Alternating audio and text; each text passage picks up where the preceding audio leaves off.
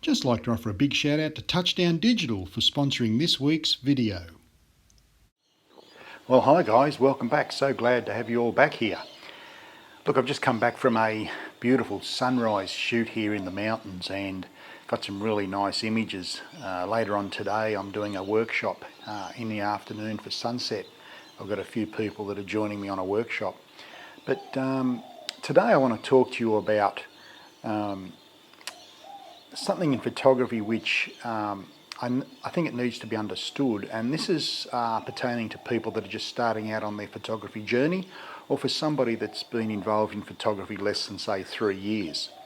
And that is learning the basics and fundamentals of photography. And one of the first mistakes I see people making is that they tend to try and learn the more advanced techniques of photography without learning the basics and the fundamentals of photography first. Because when you think about it, it's like grabbing hold of a book that has 500 pages and turning to page 250 and then start reading the book from page 250. Well, that's the same with photography. I see so many people, and I see this in my workshops all the time, that people tend to want to learn the real sophisticated or the more advanced techniques of photography instead of learning the basics and the fundamentals. I mean, you don't build a house from the roof down. You build it from the slab up, or the foundation, and photography is no different. So what I mean by basics and fundamentals is the fact that you need to know how light interacts with your sensor in your camera.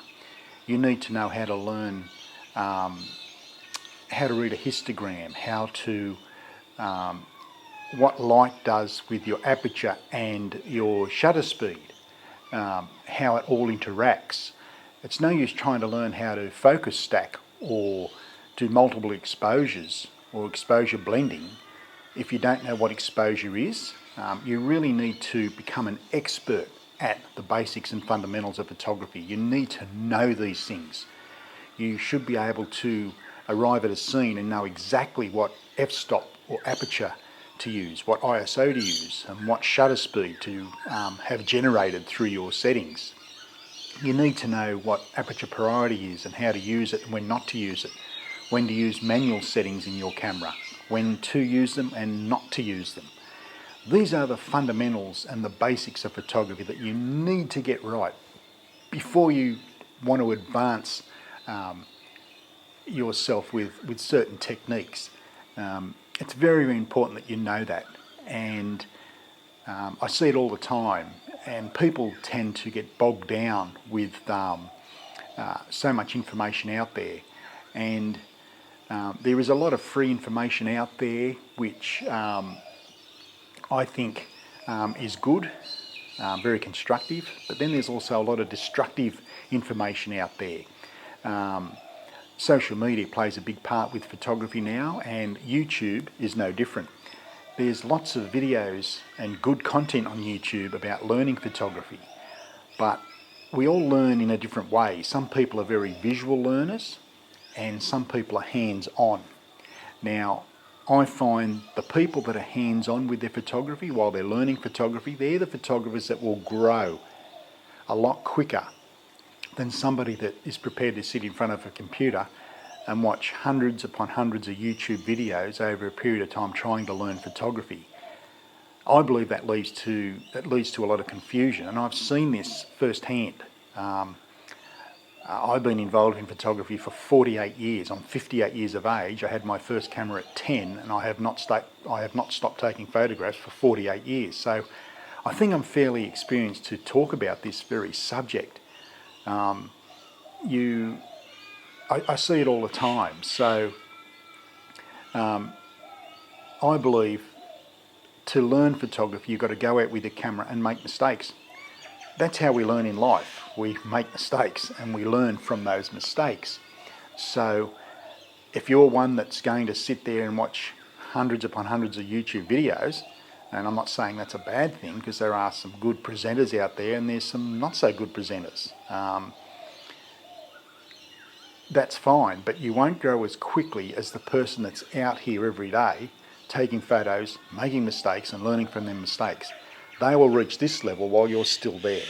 So it's very, very important that you think about how you want to learn photography. You've got to learn it. And as I said, there's various ways of learning. Now, if you're a visual learner and you watch things like YouTube channels, I've got a suggestion for you. Try and target the presenters that have been involved with photography for many, many years, and you'll soon know when they've been involved in photography for many, many years through their actions and what they do. That's how you can pick someone that's been in photography for 5 minutes compared to someone that's been in photography for 15 years. There's a certain element to these people, and they're the people that I think you should be following. Keeping in mind there are people out there on YouTube that are just after subscribers. Well, why follow them if they're not going to really teach you anything? You need information that's going to help you grow. So if you're a visual learner and you want to learn off YouTube, that's fine, but you want to make sure that you focus on the people that will teach you the correct way. They're not just out there looking for subscribers and fancy thumbnails and fancy lit rooms. If that's what interests you, that's good. These people are fine, there's nothing wrong with those people and their presentations. But if you really want to learn photography and you're a visual learner, well then pick the channels that are going to help you grow. If you're a hands-on person, grab your camera and get out there and start taking photos and make mistakes. That's how you learn. So that's part of it, which leads me to number 2, and that is stop fussing over camera equipment that you don't own, and stop worrying about the camera or the gear that you have thinking that it's no good. That's just no good for you. It's no good for your growth as a photographer. Any photographer with a reasonably good camera can take a very, very good image. Why? Because they know what photography is all about. I think YouTube has now become boring with gear reviews.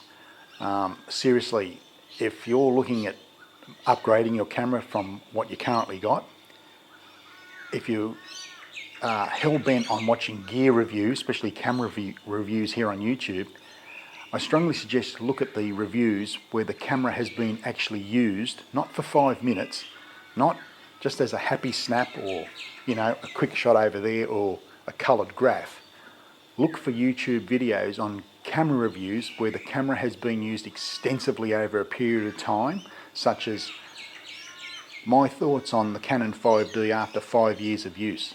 That's what you need to be looking at, because that camera has been used, right? I find that people, if they look at videos where they're looking at camera reviews, and I'm saying once again, there's nothing wrong with them, but you've got to be very careful about what you look at.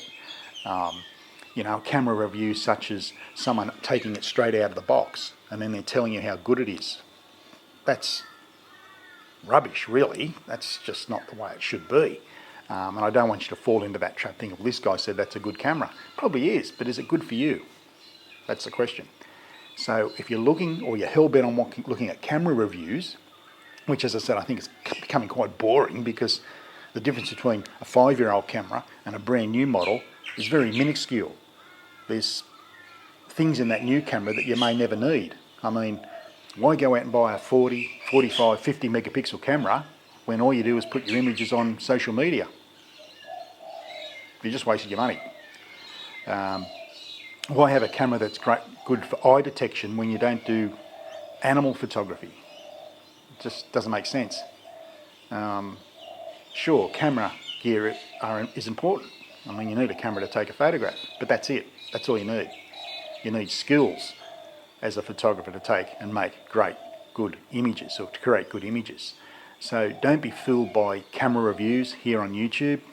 If you're hell-bent on watching them, find the reviewers that have tested the camera fully out in the field, in all types of weather. That way you get a good appraisal from that person on how good that camera really is. And then you can make up your own mind. Now, if you've got a 5-year-old camera and you've only been involved in photography for about 12 or 18 months or even 2 years, and you're thinking of upgrading to a new camera, why are you thinking that? Now, what I hear all the time, a lot of the times, is that, well, I think it'll make me a better photographer. It won't make you a better photographer. All that'll do will make you the owner of an expensive camera. Now, I know this is subjective and it could come across as being harsh, but that is not what photography is about. Photography is not about gear. Sure, cameras help, because without a camera you can't take a photograph. And I'll tell you a quick story.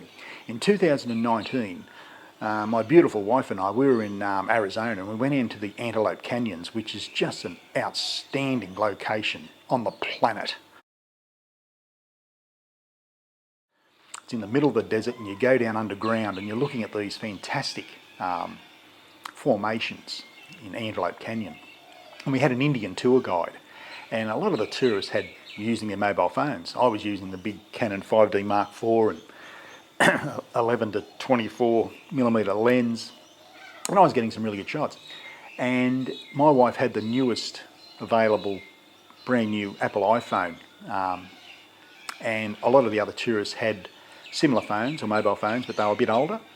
This Indian tour guide, he grabbed my wife's camera, and he was taking images with that phone that were as good as my 5D Mark IV. And it wasn't because he was using a phone, and it wasn't because I was using a full digital SLR. It was the fact that he knew how to take photographs with that phone. And I couldn't believe the images, they were mind-blowing. And then he grabbed another tourist, I think it was a lady from Japan actually, he grabbed her mobile phone, which was a couple of years older, and the images he took with that were outstanding, because we were looking at everyone's images at the top when we got back out of the canyon. It's because this Indian tour guide had practiced with the phone, because most tourists have phones, and he was an expert at it. So once again, it had nothing to do with the camera or the instrument that he used. It was because he knew what he was doing. So if you've got a 5-year-old camera and you think by upgrading is going to make your images better, well, I'm sorry, but you're blindly mistaken. You've fallen for the trap. If you've got a camera that's 5 years old, you could probably use it for another 2 or 3 years and hone your skills. Remember what I said, become an expert at the skills of photography. And then if you think that you need a new camera, go and buy a new camera. Now, as I said, the difference between a 5-year-old camera and a camera that's just been released, it's very minuscule in features, because there's probably features that you're not going to use.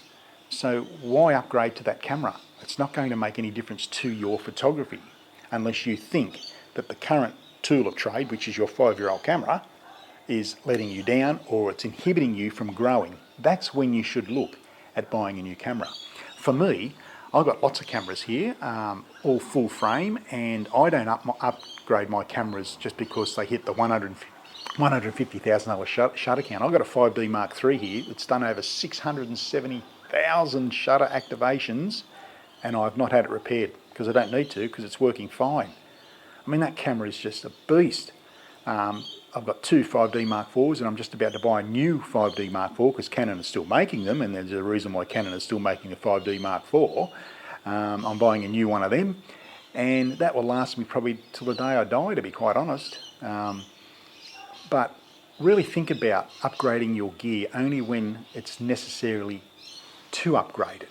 Okay, so be very, very careful with what you do with your money. You work too hard for your money, so don't fall for the hype. Don't fall for the YouTube video saying this is the best camera for landscape photography. 5 reasons to buy this camera. 5 reasons not to buy this camera. That's bullshit, quite frankly. Sorry, it is. Don't fall for that. Think about why you need to upgrade your camera, and then go and look and talk to other people. But if you're hell-bent on watching camera reviews on YouTube, try and find someone that's been involved in photography for many, many years and has used that particular camera for many, many years. Then you can make a fairly good, strong decision. Not an impartial decision, but a good, strong decision on whether you should upgrade your camera or not. So that leads me on to the last thing, and that is tripods. Tripods are, I believe, in all types of photography, a necessity. Especially when it comes to landscape photography, you're using slower shutter speeds, you're shooting in lower light like I was this morning and then late this afternoon again. Tripods are a necessity. Now, the amount of times I see people buy the wrong tripod or don't know how to set it up is mind-blowing, really. If you're just starting out in photography and you've paid, a couple of grand for a camera body and a couple of $1,000 for a lens, don't buy a $150 tripod, because you'll have to buy it again and then you'll have to buy it again. The old saying, you can buy cheap quality but you can't buy quality cheap, is so important, and it pertains to buying tripods actually. Buy a tripod that you think is a bit overkill.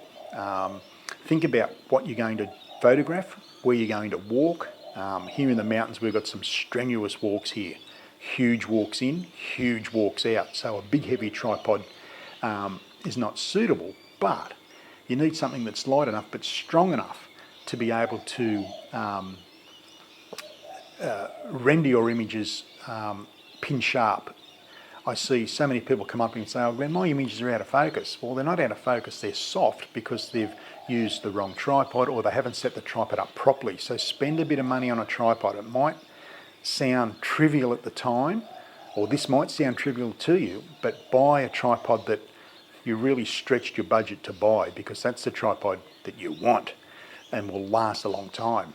I've got 10-year-old Gitzo tripods here that have been absolutely hammered in snow, 105, 110 degree heat in the United States, waterfalls, mud, slush, ice. They've been absolutely hammered, but I paid a lot of money for them, and that's why they've lasted. Also too, try and buy a tripod that matches your height. Now I'm a big man, 6'5", and to try and find a tripod that goes to 6'5" in the old scale is virtually impossible. Most of my tripods go to 190, 180, 190, 195 centimetres. I've got quite a few tripods, and that's fine for me. I still got to hunch down a bit, but you're not hunching down all day. But try and get a tripod that matches your height. So if you're average, say 5'8" to 5'10", 5'11", try and get a tripod that'll go to 170 to 180 centimetres without a centre column. Centre columns to me are just, quite frankly, a joke. I never use centre columns, never have, never will. In the photography circles that I inhabit, we call the centre column the blur maker. And plenty of people have come up to me and said, "Hey Glenn, my images are soft, or they're out of focus, or they're blurry. Did you raise your centre column?" "Oh yeah, I did, because I needed the extra height." "Was it a bit breezy?" "Yeah, it was a bit." There's been camera movement which they didn't see until they put the photo on their screen on their computer at home and found that the image was sort of like out of focus, but in actual fact it was soft. It was in focus, it's just it was soft through movement. So if you buy a tripod with a centre column, try not to use it. Try not to use it. I just think they're, personally, I don't like them.